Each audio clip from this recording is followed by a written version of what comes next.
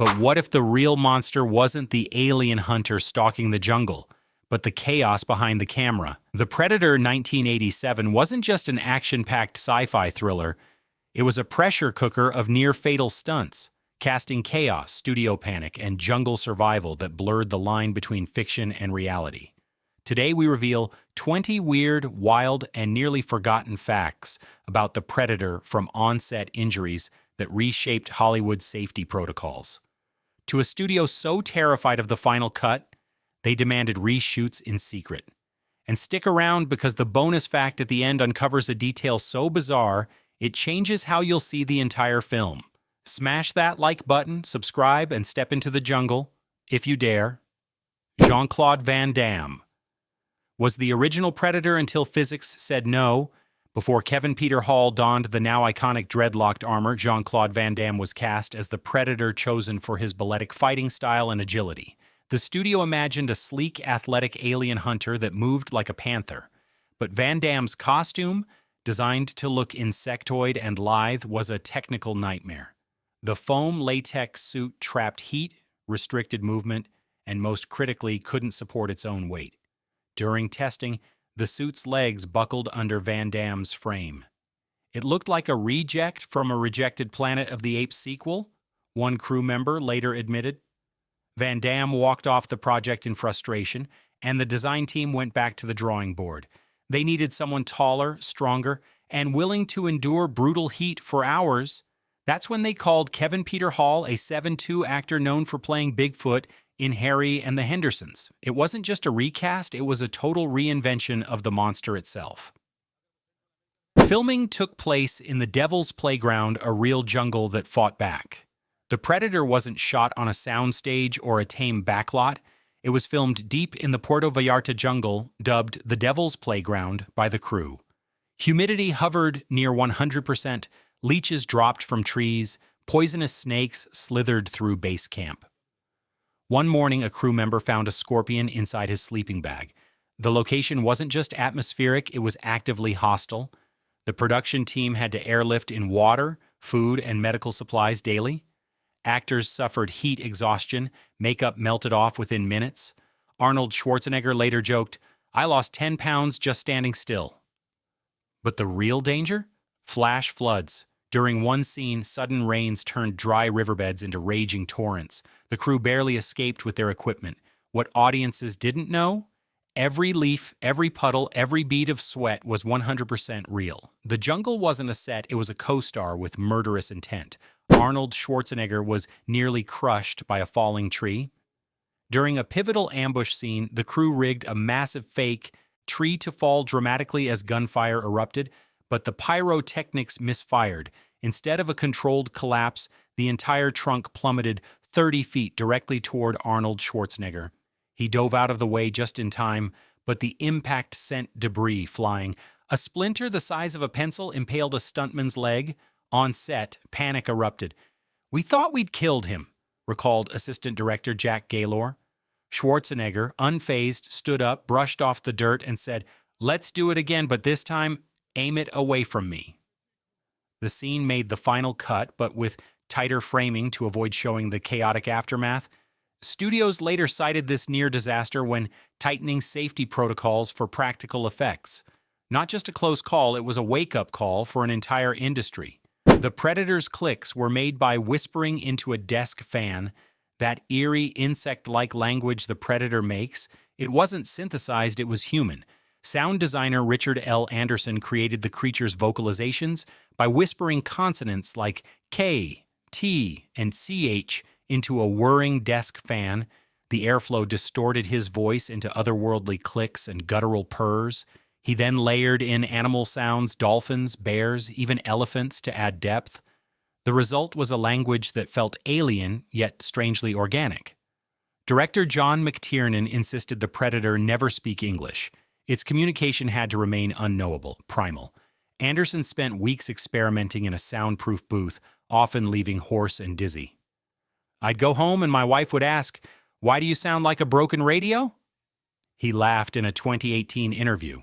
What audiences didn't know, every menacing chirp was born from a man, a fan, and sheer creative madness. The entire cast trained like special ops soldiers for real.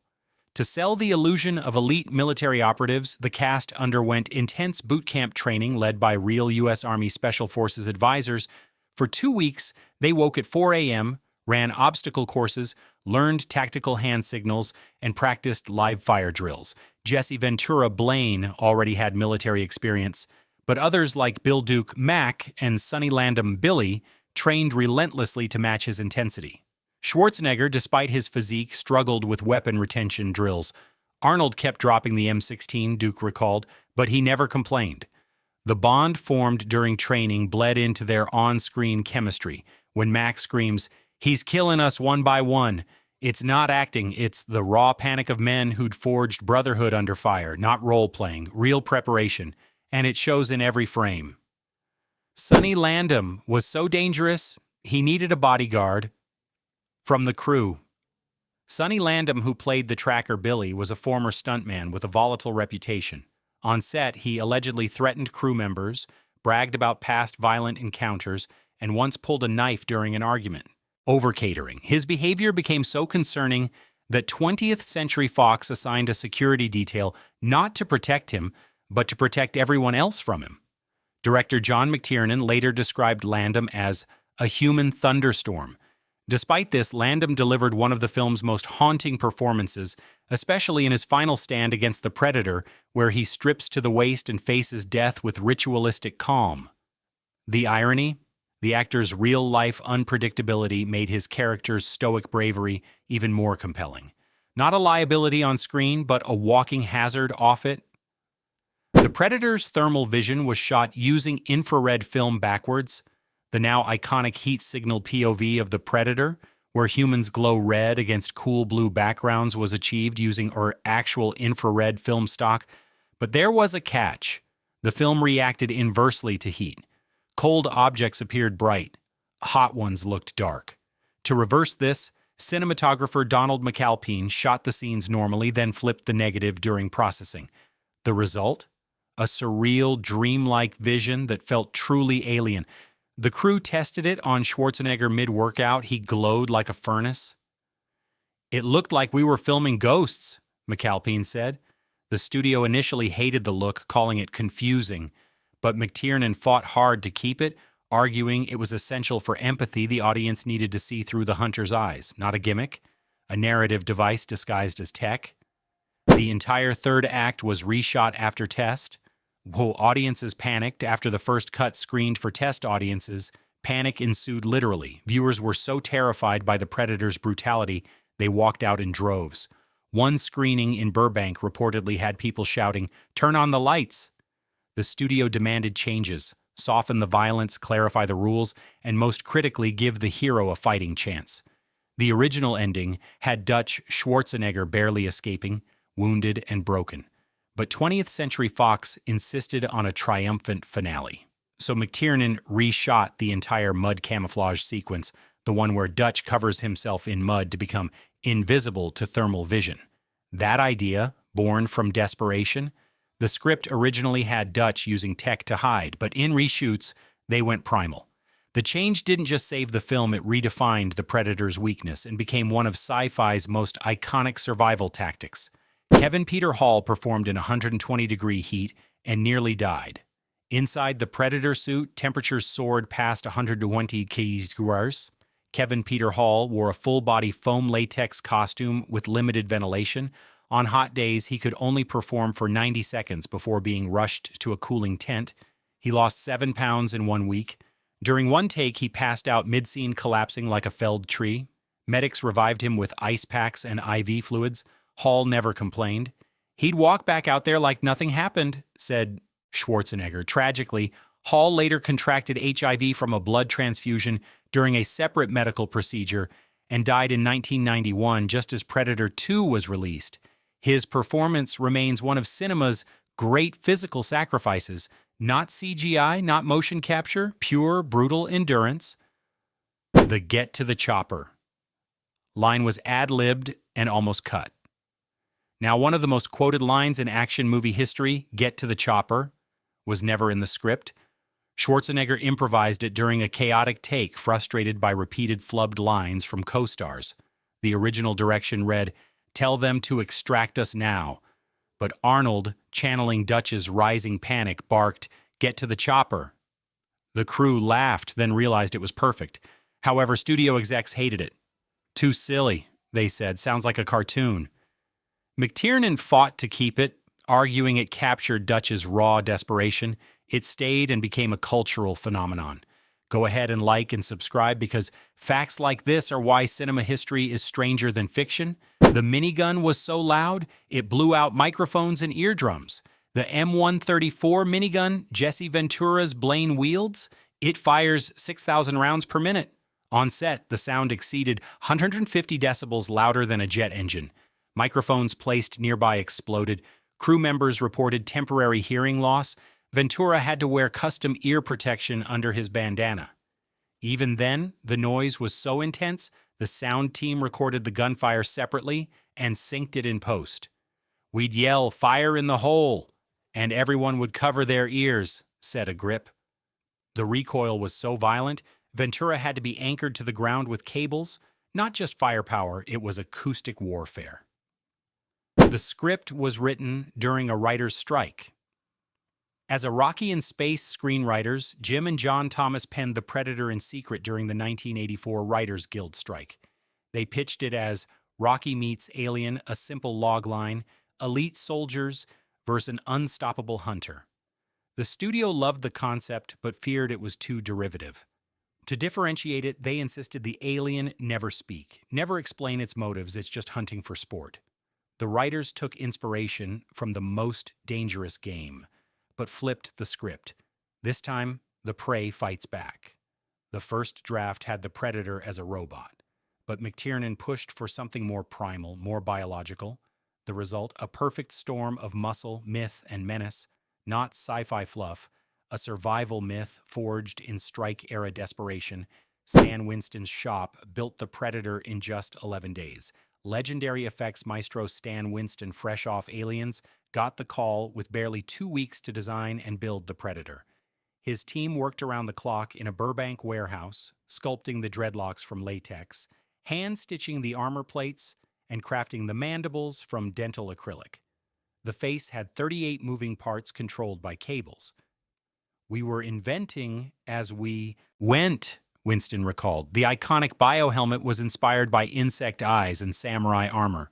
When Hall first wore it, he could barely see, but the limited vision actually helped his performance, making the Predator feel more alien, more disoriented, not rushed, frenzied, and yet they created a design so timeless, it's unchanged in every sequel. The river scene nearly drowned half the cast. The scene where Dutch crosses the river while the Predator stalks him from above, shot in a real fast-moving river. The current was stronger than expected. Schwarzenegger lost his footing and was swept downstream, rescued by a safety diver seconds before hitting rapids. Bill Duke nearly panicked when mud clogged his mouth. "I couldn't breathe," he later admitted. The crew used hidden wires to stabilize actors, but one snapped during a take, sending a stuntman into rocks. Miraculously, no one died, but medics treated 3 crew members for hypothermia. The studio demanded dailies be reviewed by safety officers after that. What looked serene on screen was, in reality, a near-drowning ballet. The film's budget ballooned. Because of Arnold's gym, Schwarzenegger insisted on maintaining his physique during the humid shoot, so the studio built him a full gym in the jungle complete with weights, a treadmill, and a personal trainer. It cost $50,000, nearly 2% of the entire budget. Crew members joked it was the most expensive tent in Mexico, but Arnold used it religiously, even at 5 a.m. "If I look weak, Dutch looks weak," he told McTiernan. The dedication paid off. His shirtless finale remains iconic.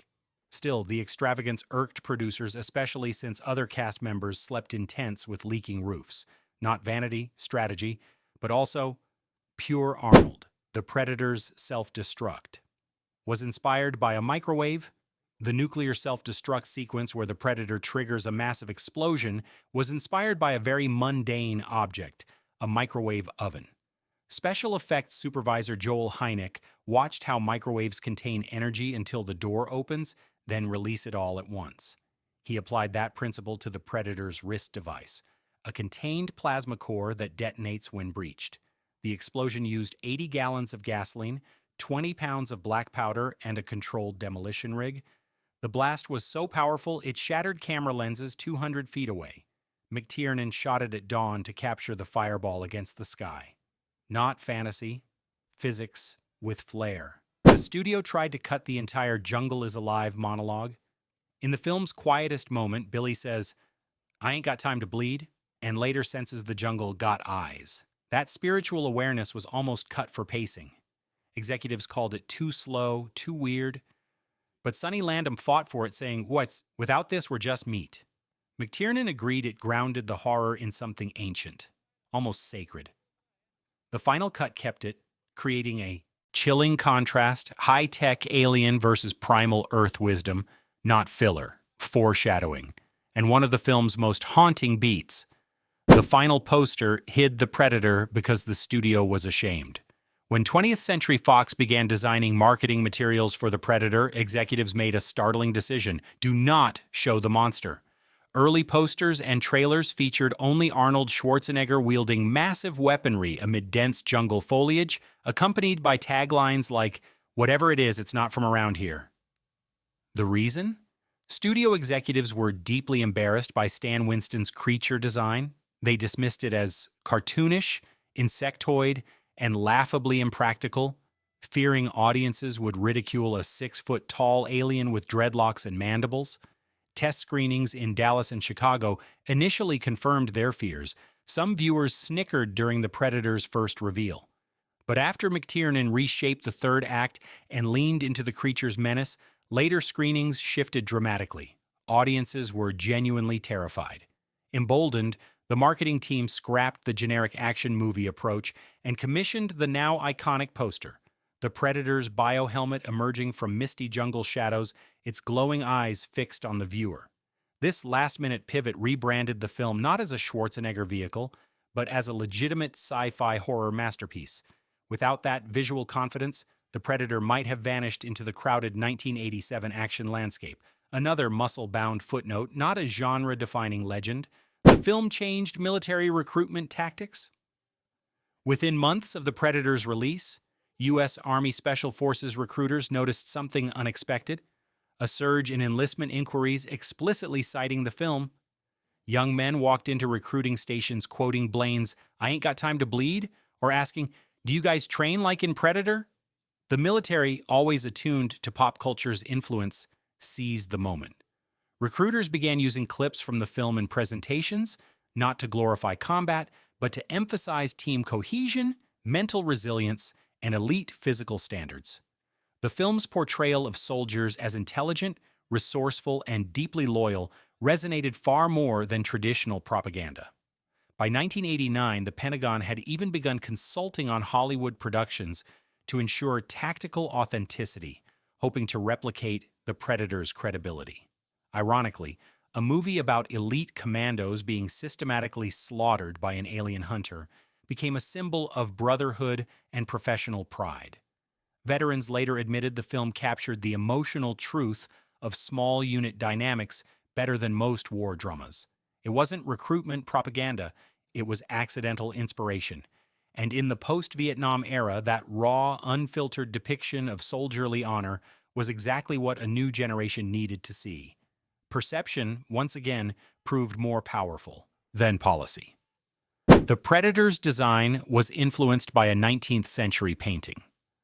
Long before sketching a single mandible, creature designer Stan Winston immersed himself in art history, not sci-fi pulp. His primary visual inspiration wasn't H.R. Giger or comic books, but Arnold Böcklin's 1880 painting Isle of the Dead, a haunting masterpiece depicting a shrouded figure standing on a boat approaching a mysterious island of dark cypress trees. Winston was captivated by its atmosphere of inevitable doom and mythic silence. He wanted the Predator to evoke the same feeling, not just a killer, but a harbinger of death, a spectral reaper arriving from beyond comprehension. The Predator's dreadlocks were modeled after the painting's shadowy vertical cypress branches, flowing yet rigid, organic yet ominous. The biohelmet's smooth, skull-like contours echoed the boat's prow and the robed figure's anonymity. Even the creature's stillness in key scenes mirrors the painting's eerie calm before annihilation. Winston later said, "Oh, I didn't want to design a bug, I wanted to design fate." This artistic lineage elevated the Predator beyond monster movie cliché into something primal and timeless. It's why, decades later, the design still feels less like special effects and more like ancient iconography, a ghost from a forgotten myth rendered in latex and steel. Not technology, elegy, bonus fact.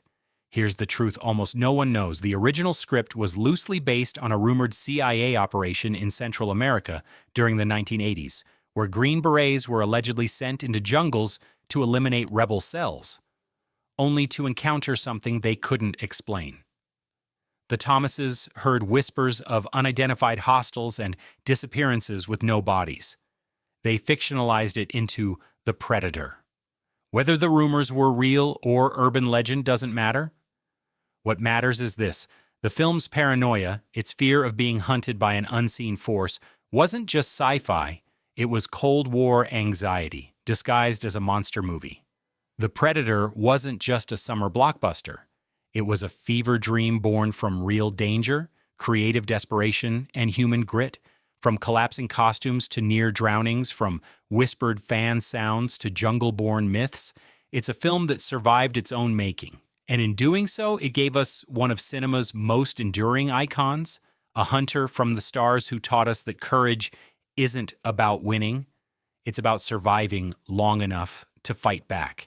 If you've made it this far, you've earned the right to say, "I ain't got time to bleed."